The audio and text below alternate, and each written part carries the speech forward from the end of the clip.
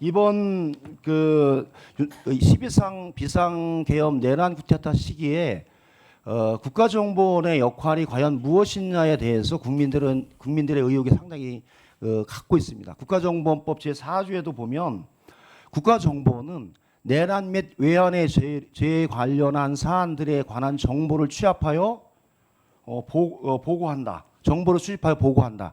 이게 국가정보원법에 있는 그 임무예요. 그런데 실제로는 해당 사안 자체에 대해서 전혀 진행되지 못했습니다. 즉 윤석열 비상계엄 내란 관련한 기소와 재판의 과정을 보면 실제로 2004년 3월에서 4월경부터 비상계엄에 관한 모의, 그다음에 여러 가지 회의들이 진행이 됐고 절차적 과정들이 진행이 됐던 과정을 국가정보원은 전혀 인지한 건지 인지하지 않았는지에 대한 것도 불분명하고 그에 따른 조치도 없었다는 거죠. 이 문제는 저는 국가정보원장으로 취임을 하면 반드시 사실관계를 확인할 필요가 있다는 말씀을 드립니다.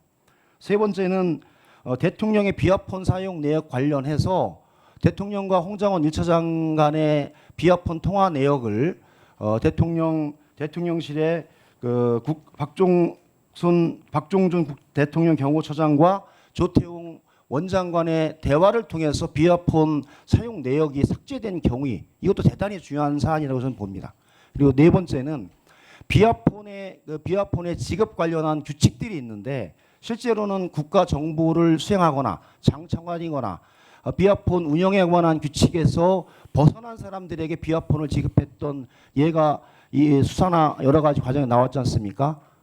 즉 전직 군인 노상원 사령관에 대한 비아폰 지급, 김건희 배우자에 관한 비아폰 지급, 이 문제에 관해서 국정원의 마지막 답변을 들어보면 부적합했다. 그리고 해당 사안에 대해서는 좀 구체적으로 비아폰과 보안폰에 관한 운용 지침들을 조금 더 정비하고 명확하게 할 필요가 있다.